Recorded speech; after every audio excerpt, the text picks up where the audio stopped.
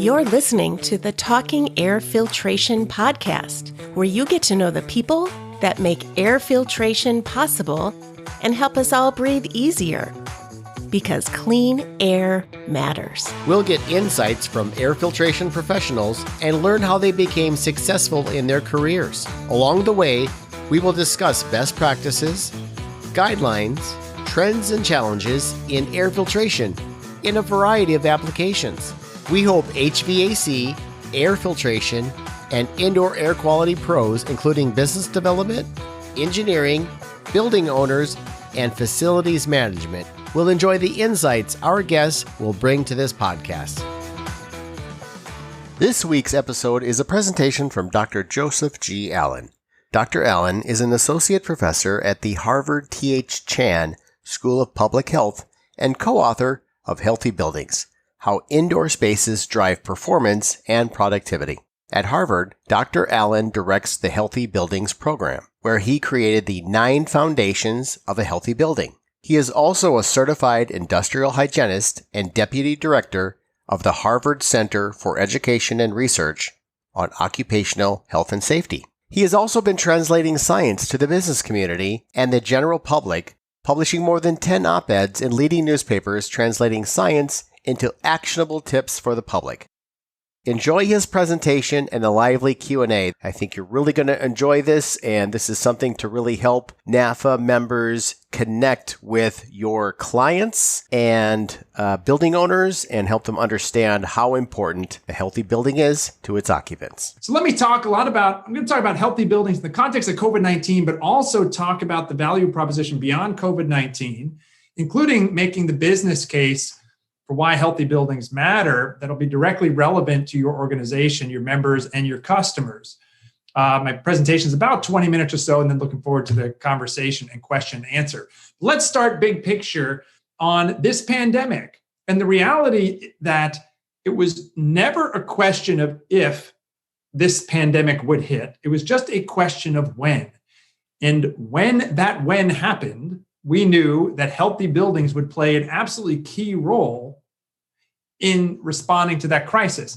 Here's an article I wrote in December 2019 with my colleague, Dr. Michael Waring, talking about harnessing the power of healthy building research to advance health for all. And in that article, we talk about pandemics. Little did we know that just a couple of weeks later, we'd start to see these reports out of Wuhan, China, about a novel virus that was spreading rapidly, asymptomatically, and would be the start of this pandemic we're all in now. We knew buildings would play a key role. And since that moment, we've been trying to elevate the conversation, bring the science on healthy buildings to the larger public response here. This is an article I wrote in early March last year, 14 months ago now. But I actually wrote a piece in February 9th, 2020, talking about healthy buildings as the first line of defense against this novel coronavirus. Even with all the uncertainty, we had plenty of information to act. And if you read that article or this one in the New York Times, which is more of a North American focus, you'll see a lot of the themes. Hopefully everybody's gotten the message on now. More outdoor air, upgrading your filters. You'll see I mentioned MERV 13 filters in that article, portable air cleaners with HEPA filtration, and of course, physical distancing and these other controls. The problem, though, is that the recognition that airborne transmission was important was so slow from CDC, World Health Organization, and others that it slowed our global response. And if you don't acknowledge that airborne transmission is happening, then none of these healthy building strategies make sense. So CDC, WHO are promoting early on, and actually for most of the last year, that dominant modes of transmission were close contact, large droplets, and also fomites or contaminated surfaces. It really downplayed airborne transmission. And then the logical conclusion for anybody following that guidance is, well, then ventilation and filtration aren't really necessary if everything's close contact and surfaces. That was a big mistake. But so let's look at some of the evidence on airborne transmission. And I have a feeling this audience is well versed in this, but I thought it was important to just reiterate this so that we're all armed with this kind of information as we talk to the public about the importance of these control strategies. Now, the reality is when we cough, sing, say, breathe, we are emitting respiratory aerosols all the time. Some are quite large, and do settle out of the air rapidly within 6 feet or 2 meters. But the vast majority are less than 10 microns. That's important because these are the size you can inhale most deeply, and it's also where most of the virus is concentrated. And of course, you're all well versed in the fact that the size of the particle influences a few factors that are key to keeping people safe. So these respiratory particles will carry the virus. And here's where this big mistake has happened. Take a look at a 5 micron particle, right? Basic aerosol physics tells us that a particle that size will stay aloft for 30 minutes, if not more. Smaller particles will stay aloft really indefinitely until they're removed through the one of two mechanisms. Well, a couple different mechanisms, but the ones we can control are ventilation and filtration, dilution and air cleaning. The other key part of this mistake that's been made and led to the false guidance of the 6-foot distancing rules is the assumption, incorrectly codified in medical textbooks going back decades, that a 5 micron particle will settle out of the air within 6 feet. That's simply not true. And if you look at this figure, look at the x-axis there, the horizontal axis, look at those distances that a 5 micron particle, call it a droplet, an aerosol, whatever you want to call it, is going to stay aloft for longer than 30 minutes. It will travel well across any room.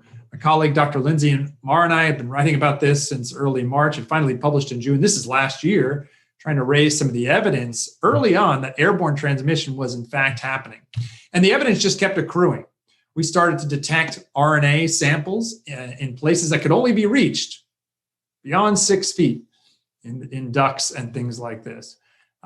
Famous study now published in August from a hospital showing that not only could you detect RNA, but you could detect viable virus well beyond 6 feet. So in this case, 16 feet. And if you note on the bottom right of this figure, with pretty high air exchange rates and good filtration, you can still detect this virus beyond 16 feet. Then, of course, there are the high-profile case studies, probably none more high-profile than this one from this restaurant in Guangzhou, China, showing one infector in that purple infected several other people well beyond 6 feet at different tables. And after the CFD model, computational fluid dynamics model, showing that one of the culprits here is just recirculated air, cycling this infectious air or infectious aerosols over these people because you had an air conditioning system without any fresh air and without any filtration. We've seen many examples like this. Another high-profile outbreak, the choir practice in the US, almost 90% attack rate. That simply cannot be explained through contaminated surfaces or close contact. And the thing that caught my eye when I first saw this outbreak reported in the newspapers was that the choir practice happened in the evening. In the evening, the building systems shut down in many buildings. And it was the early tip-off that ventilation and filtration were a key factor here. And of course, my colleagues, led by Dr. Shelley Miller, did the formal analysis, and sure enough, low ventilation rates. In fact, if you look at any of the case studies, name the highest profile case study spin class, church, this choir practice, restaurants, on a bus, it's all the same factors every single time. Time indoors, no mask, low to no ventilation. In our own work, looking at the Diamond Princess cruise ship, where we modeled transmission, the figure on the left, the purple-blue, we find that aerosols contributed about 90% of all the infections, droplets, much less. The figure on the right shows the breakdown between close range, near field transmission within 6 feet. We think it's around 60%, and about 40% of far field transmission. So beyond 6 feet. This is important because we've had these questions about what contribution is from far field airborne transmission. Well, this is our best estimate. And to be honest, what frustrated me so early on in this pandemic is that it didn't really matter to me. Well, we knew science would start to figure out what are the relative risks of the different contributions, but we had enough information to act because it didn't really matter, from my perspective, if it ended up being 5% airborne transmission beyond 6 feet or 60% or 40% like we estimate here. There was reason to act. So with that under our belt, this wouldn't have been a problem, right? Airborne transmission wouldn't be a problem unless our buildings are currently designed in a way where they don't perform to protect us against infectious disease. So here is a brief history of ventilation standards over the past 100 years. I'm not going to go into this in detail, but I put a dotted line here, a line representing what we think is a good number for ventilation rates that's protective, or certainly along the lines of protective against infectious disease transmission. And you'll see that over the past 100 years, we haven't designed our standards with infectious disease in mind. We used to 100 years ago, and we've really lost our way. In fact, I'd say we lost our way in a lot of the ways we design buildings, that we don't put health front and center in terms of how we're designing buildings. So there was the problem. We had airborne transmission happening. We knew buildings would play an absolutely key role in that response. And the codes or the standards for building performance were not designed to protect against that transmission pathway. That's the crux of the problem. So as my brother says, if you just lay out the problem without offering solutions, that's just called complaining. So let's stop complaining and talk about what we can actually do in terms of control strategies. Well, here our team has recommended that we target 4 to 6 air changes per hour, equivalent air changes per hour, through any combination of better ventilation filtration. This is something we put forward last summer for schools in particular, for small volume places in particular, so 8, 10, 12-foot ceilings.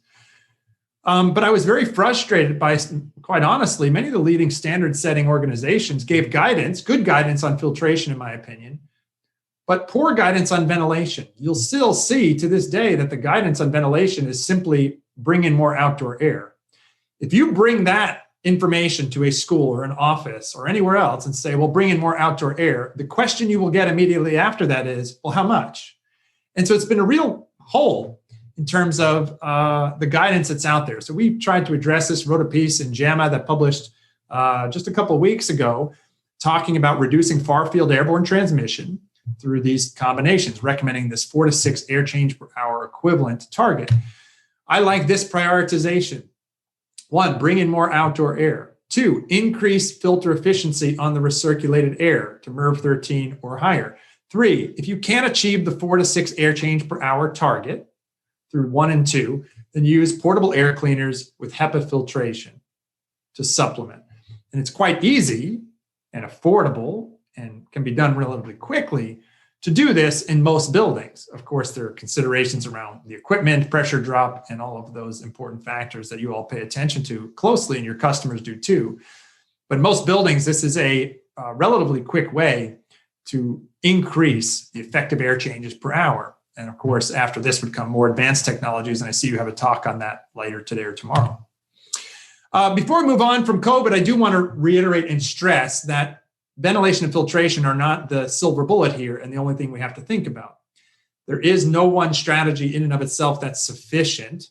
And so we need a layered defense approach, what's been called the Swiss cheese model. And here we use the hierarchy of controls. I wrote about this in Harvard Business Review with John McCumber, my co-author, and we put this out last April. If you're not familiar with the hierarchy of controls, this has been used in the field of occupational health and safety for decades. It has 5 parts. It's a nice way to make sense of the controls you'd put in place. So starting at the bottom there, eliminating the hazard. So how do you prioritize work from home during the extreme periods when there's high community spread, but that's not a path towards reopening the economy. Many people simply can't work from home. How do you substitute activities, bring in testing? Number 3, right in the middle, engineering controls. These are the healthy building strategies, ventilation and better filtration. 4, moving up the list, administrative controls, dedensification, managing flows and queues of people, keeping physically distanced. And 5 up top, PPE, personal protective equipment. And here in the context of this is wearing masks, filtration for right up against our face. All right. Why this is so critical, of course, it's critical for health during the pandemic. And I also think what has fundamentally shifted and changed globally is that the awareness or recognition of how big a problem this is, the problem being how our buildings are operated, maintained, and designed. And in our book, there's a chapter 11 here. We talk about what's now and what's next. And we pull some examples from the website Glassdoor. If you're not familiar with Glassdoor, this is a website where employees dish on their company. And they say all sorts of things, the good and the bad, talking about their boss, their salary, their title, what the workplace culture is like. Well, in the book, we pull in some examples where people are actually talking about their building. They talk about the air quality in their building. And here I just went to Glassdoor and pulled 2 additional examples that are more recent. one good, one bad. So look at the one on the left. Imagine this is a comment about your business, where an employee is saying, how is this any different from being on a virus-infected cruise ship for 8 hours a day? The one on the right is a positive comment. These are the types of comments that people are starting to leave and report all over social media about how businesses are responding. So it's absolutely imperative that businesses get their healthy building strategy in order, because their customers, their clients, their workforce, future talent they want to recruit are all paying attention, very close attention to these factors. All right, I want to just move quickly to talking about beyond COVID-19 and thinking about resiliency. So as we've been talking about, I talk about the plexiglass goes away, but what should stay? In fact, plexiglass never should have been in there in the first place. But what should stay? What's the value proposition beyond COVID-19? Well, I start nearly every presentation I've given for the past 7 or 8 years asking this: why are we ignoring the 90%? You're all familiar with this statistic. We are an indoor species. You could take this and figure out your indoor age. I'm 40 years old in terms of my indoor age, so you can back calculate that and figure out how old I actually am. But spent 40 years of my life indoors. But one of the things I want to talk about with this group in particular, we've been talking a lot about better filtration on the recirculated air, but I do want to talk about outdoor air pollution penetrating indoors and the importance of controlling that. Because as we write about in the book, what we call the dirty secret of outdoor air pollution is that outdoor air pollution penetrates indoors. Because we spend so much time indoors, even if outdoor air pollution is reduced, the majority of your exposure to outdoor air pollution actually occurs indoors. I think most people find that quite shocking. And depending on how you operate your building, in terms of your ventilation, filtration systems, you can mitigate that. You can cut that off. You can reduce that exposure and risk. And I'll tip you off on some research we have coming out. Pay attention to what's coming out of our team in the next couple months. We've just finished what we call our global COG effect study, looking at buildings and cognitive function of workers. But we have a new study also looking at filtration that should be coming out in the next couple weeks. Are your air filtration personnel NAFA certified? Ask if they belong to NAFA and have their certified air filter specialist or NAFA certified technician designations.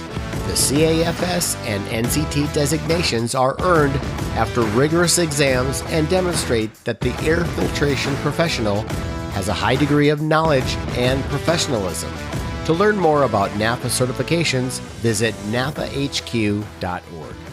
All right, but let's take a big picture look and think about what the public, or even all of us, think about healthy living. If I asked you, simple thought experiment, what do you have to do to lead a healthy life? Well, everyone's going to say, I need to exercise. You're going out and playing golf later. That's great. Everyone knows we have to stay active to stay fit. We all know what a healthy meal looks like and what a healthy meal doesn't look like. So we have to eat healthy. We have to stay fit. We know that outdoor air pollution is bad for us. We know we shouldn't smoke cigarettes. If I asked you how you know about that information, about what constitutes healthy living, I bet few people would recognize that most of what we know about healthy living comes from these great human epidemiological cohort studies that follow tens of thousands of people over time, look at their lifestyle and behavior, look at what happens to them, and make these studies and correlations and associations. One of the problems, though, is that nearly universally, these studies fail to look at the role of the building. They fail to look at the place where we're spending all of our time, the time indoors. So it's this glaring hole in the public's perception or understanding about what constitutes healthy living. That's changing right now because of the pandemic, as everyone is acutely aware that the indoor environment matters for health. Well, some of the research we've been doing is trying to look at the other side of health, not just health as disease avoidance or absence of disease, but also flourishing and productivity and mental health and well-being. And the series of studies we've launched, we call the COG effect studies. This is the first one published now 4 or 5 years ago. We're now in our third iteration. It's been 6 or 7 peer-reviewed papers, a lot more coming out this year and in 2022. But in this first one, as an example, we put knowledge workers in this office space. And we changed the air quality they were breathing in subtle ways, just changing minor factors around ventilation, VOCs, carbon dioxide. And we find something dramatic. And this is consistent with the body of literature in the field of indoor air quality science, that minor changes to the quality of the indoor environment lead to dramatic impacts in how we feel and perform. In this case, performance on decision-making tasks across 9 cognitive function domains that I think would be instantly recognizable as important to anyone in an office environment or really anyone anywhere. How do you concentrate? How do you orient yourself to different tasks? How do you respond in a crisis? How strategic are you in your thinking making, in your decision making? So the key takeaway from this study and many others is that really the indoor air quality is influencing human productivity and performance. Now, we've been spending a lot of time talking about ventilation, filtration, air quality, but there's a lot more to healthy buildings than just that. So our team has released this report we call the 9 Foundations of a Healthy Building, thinking holistically about what the 40 years of scientific evidence say about what drives human health, well-being, and performance indoors. We are rightly focused on ventilation, filtration, and even humidity, and thinking about infectious diseases, but there's so much more to health beyond infectious disease control. And I want to leave you with the last few thoughts before we wrap it up and have a discussion here. And that there's another 90% we're ignoring. It's not just where we spend our time, but it's also the true cost of operating our buildings. And that's, of course, the people inside them. Green building movement has been absolutely terrific for advancing goals around energy, waste, and water, but it's chasing a small fraction of the cost of operating our buildings. The true cost are the people inside of those buildings. And the beautiful thing about the healthy building space is that not only is it good for human health, but we've shown how it's good for business performance. So the book here, and I don't mean sorry to promote a book, with colleague John McCumber. He's a professor at Harvard Business School and who's came from the private practice, expert in real estate finance. And we decided to get our 2 disciplines together, me on the health science side and the building science side, him on the real estate finance side of this. And we hope, we make a compelling case that there's a good health case for designing and operating our buildings better, but also a good business case. Building performance drives human performance, drives business performance. So if you read the book or you read it, let us know. Hopefully we make a convincing case. I do want to also tip you off to shorter articles that we've written that might be useful. The one in the middle at Harvard Business Review that talks about these cog effect studies and helps make the business case for healthier buildings. And then the article John and I wrote last year in Harvard Business Review around what makes an office building healthy, talking about this value proposition to doing things better. So the last thing I'll just say is that these are big decisions we're making in terms of our buildings. In fact, they're decisions that will influence our health today and really for generations to come and allow us to be more resilient in the face of not just this threat with COVID, but also future threats. So thanks for inviting me. I hope you have a great conference and I'm looking forward to the conversation. Thank you. Okay, the question I have is, what steps need to be taken to make sure that we open schools safely? And what role do air cleaners have in that equation? Yeah, it's a great question. And we've been really active putting out guidance since last year. And I was pretty vocal and forward in saying, look, schools need to reopen. And let's start there. The costs of school closures are enormous. This is a national emergency. We predicted that we'd see virtual dropouts, and we've seen that in the order of hundreds of thousands, if not millions, of students who are not participating fully in school. We knew there would be learning, decrements to learning. We've seen this across states all over the country. We've seen decreases in physical activity, socialization, increased reports of abuse, neglect, exploitation, violence, and mental health concerns, including suicide ideation. So let's start there. The importance, we're not talking about getting back into some frivolous activity. We needed to focus on getting schools back. So to really get to your question here, what is the path back?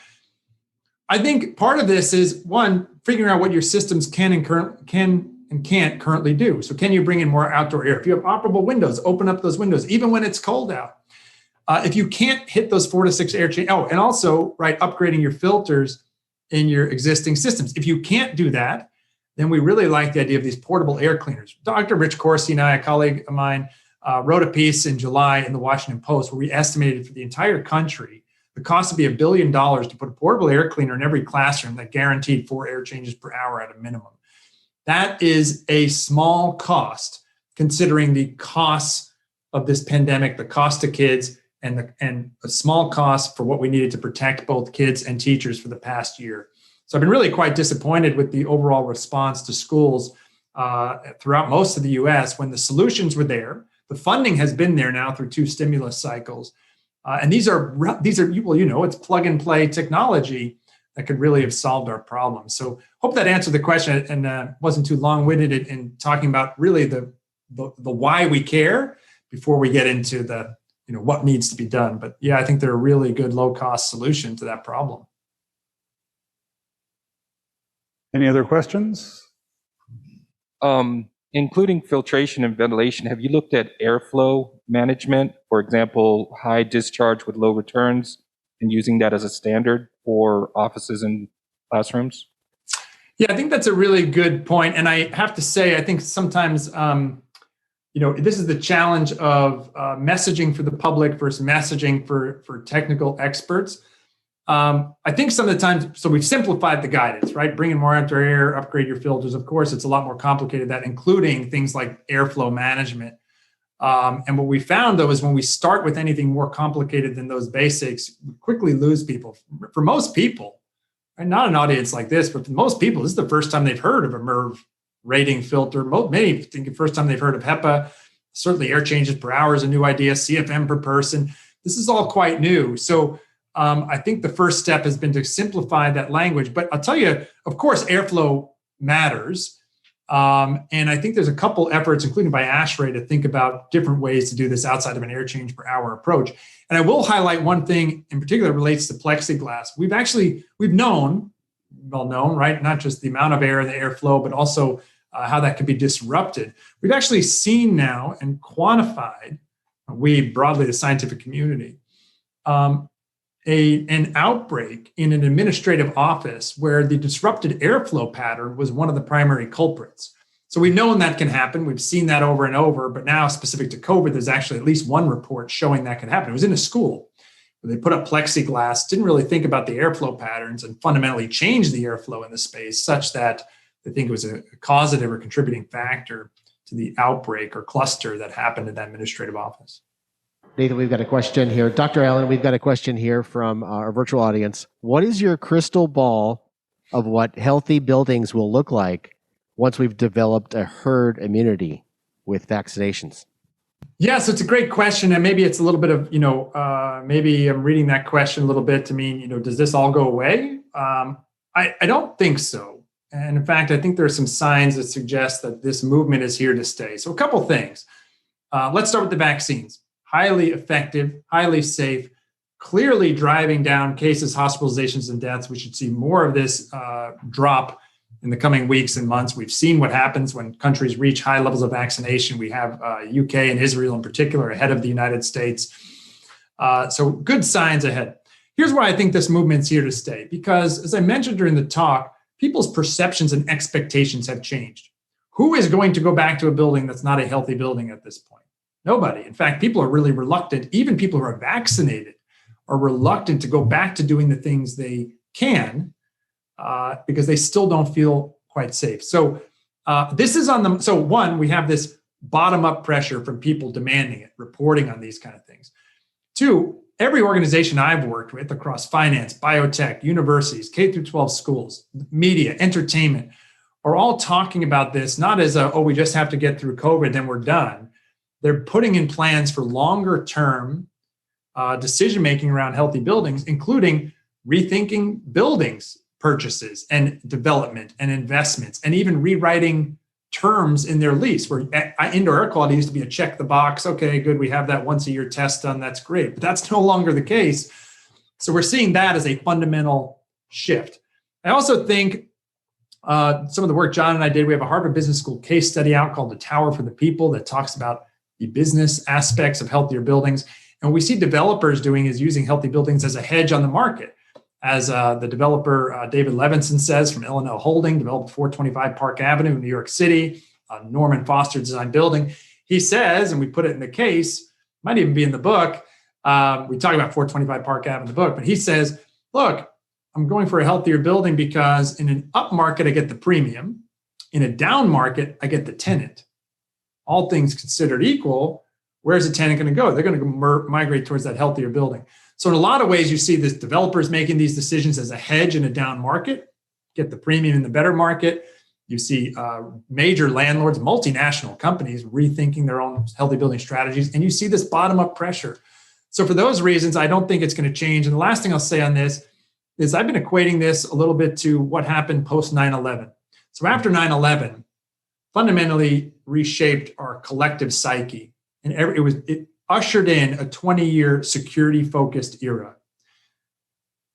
This pandemic has shaped all of us. Even those of us maybe think maybe we haven't been shaped. It have collectively changed our psyche here, and will usher in, I believe, a 20-year health-first era where decision-making around everything around health will be primary, including about how we design and operate our buildings. Questions? Yes, sir.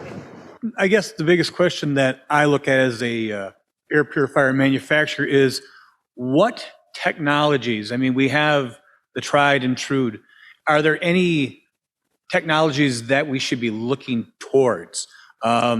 Or should we be staying the course? Yeah, so here's what I think about it, what I've seen in dealing with major companies. Well, the basics work, right? They're the basics, like hand washing is not that exciting, but it works in a hospital and everywhere, right? It's good public health 101. Same thing we're talking about here. You'll see I intentionally don't really go to the advanced technologies first. UV works, and there's a place for it, I believe. But it's not what I lead with. I think it's a time for the basics. There's nothing wrong with the basics, right? Standalone air cleaner with a HEPA filter, that's great. You'll see a lot of companies moving into add-ons that don't really add that much, to be honest, or moving to like smart devices, Internet of Things, right? Sensors and everything. And so I think that's okay because look, there are people in the market looking for these kind of add-ons, right? And the market's hungry for this, but we have to be careful that we don't just add add-ons that sound good or we think look good to the consumer. In fact, maybe the consumers purchase it because it can be misleading. So I think the better approach is for these industries and scientists and your organization and others to amplify the basics of why they work, right? Reminding people that there's no silver bullet out there. We have to wait for some magical new technology. We actually have magical technologies, and they're tried and true. And importantly, they're the ones we can tie back to the scientific literature, the peer-reviewed science. For some of these newer ones, it's thinner. So that said, I think there's a lot of room for advancements with UVGI, so ultraviolet germicidal irradiation. I have my eye on, like everybody else does, on far UV. It's too early, in my view, as a technology to promote widely. So I mention it cautiously here that I think it looks very promising in terms of efficacy, but also in terms of human health and safety. To me, it's too early to be, personally, I haven't been recommending it for any organization I advise. But it's something to keep an eye on. I like technology. I'm not anti-technology by any means. I used to advise a private equity firm on deals in this space. But there are some other technologies that are widely promoted that where the efficacy data is just really thin, and I think that's problematic for the public. So we have a communications challenge in front of us all to communicate that the basics work and the basics are actually good. Another question. Do you have any evidence or what extent is it possible to open windows and get enough ventilation without mechanical ventilation? What kind of air change per hour are we looking at? And obviously it depends upon the weather, but. Yeah, sure. I mean, this is another one that's simplified, and in a pandemic, trying to get schools open, it's open up your windows. And of course, it's going to vary by the building design, the windows, the weather, the meteorology, what's happening every minute changes. But yeah, we do have evidence, sure, that natural ventilation from opening windows can get you, well, for example, we did some measurements in schools. We find natural ventilation could get us anywhere from 2 up to, 14 or higher air changes per hour, depending on what was happening with the weather. So with some simple tips and tricks, opening windows even a couple inches, create some cross breeze. I think this is obvious. Open up the door if you can, a box fan in the window to promote the air movement. All of this can really help. So it's not it's a strategy that we should deploy right now in homes and schools. And I think of what's happening in India, that these are relatively simple solutions, recognizing that it's not a guaranteed, 4.0 air change per hour. It's going to fluctuate. And if you are going to use that approach, we recommend pairing that with something like real-time monitoring, say for carbon dioxide, where you can actually quantify and ensure that you're getting those air change per hour targets. And of course, the effective equivalent air change per hour is all additive, right? We can have windows open, portable air cleaner, particularly the last question about airflow patterns. If you have kind of a dead spot in the room, portable air cleaner with HEPA filters, that's a great spot for that. So I'm a big proponent of real-time environmental monitoring. It's the merging of smart buildings and healthy buildings, in particular using CO2 as a proxy. I think CO2 has been oversimplified in the past year. I think it's great that there's a greater awareness that CO2 with low-cost monitors is a good proxy. I've seen it misused a lot, particularly on social media. And I think most people don't realize that it's only capturing half of the equation. It's capturing the outdoor air equation. And there's all sorts of assumptions, of course, that go into CO2 as being a useful measurement for ventilation, but it's not capturing filtration, right? So I try to remind people, if you have an excellent filtration game in your space, we still, of course, want outdoor air, but you could have 1,200 parts per million of CO2 with excellent filtration and it not be a high risk for COVID-19 because you're managing this through filtration.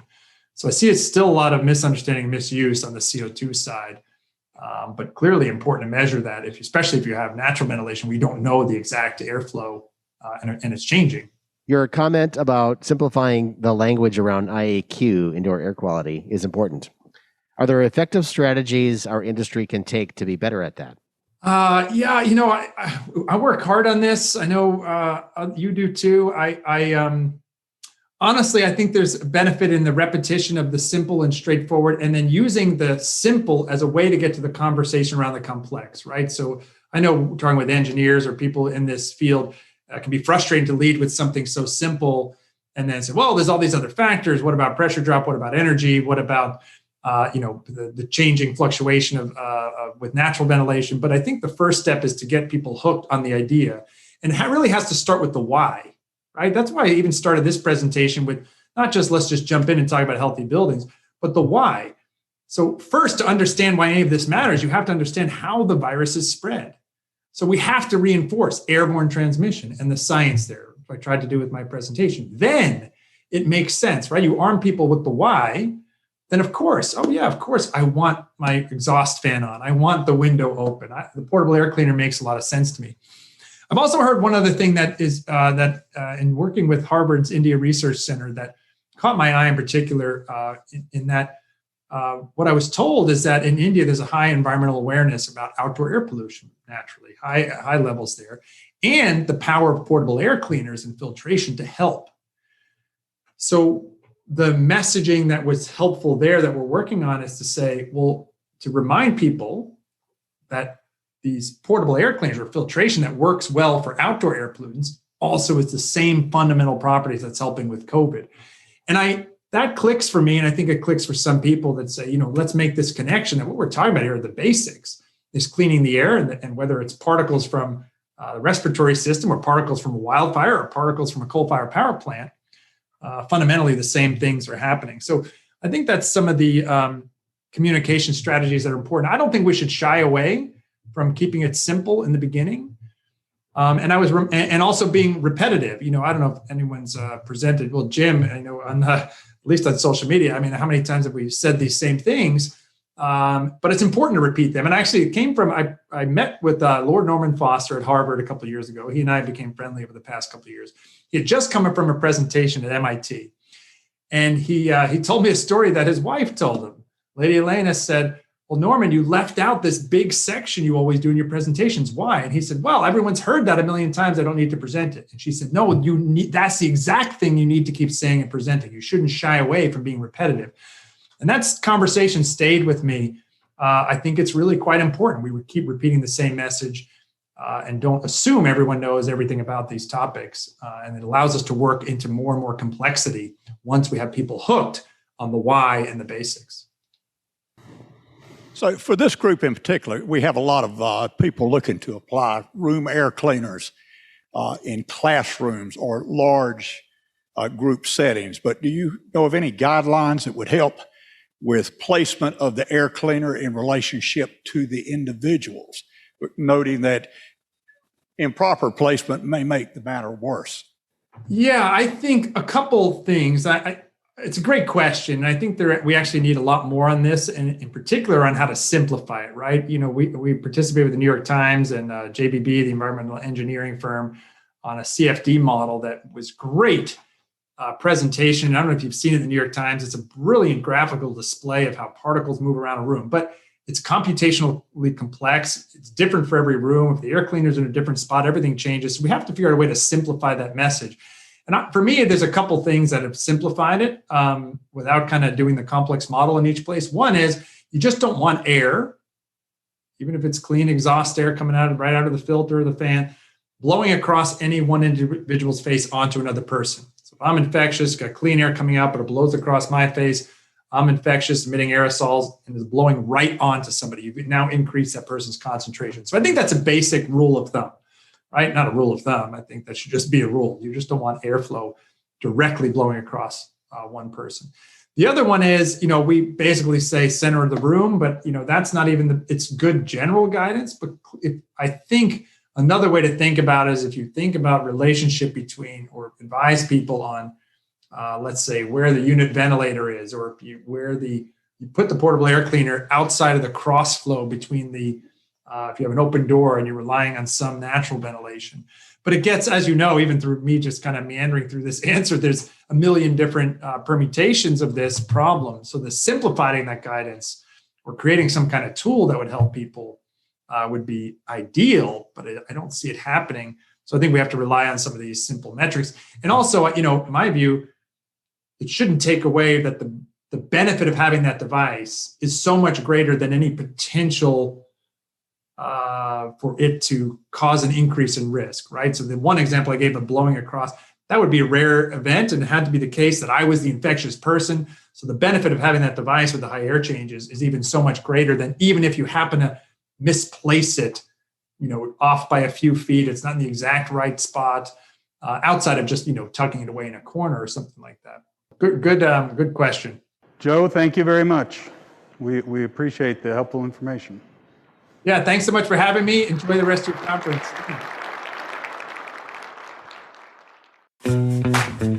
Thanks for listening to the Talking Air Filtration Podcast, a production of the National Air Filtration Association. Clean air matters.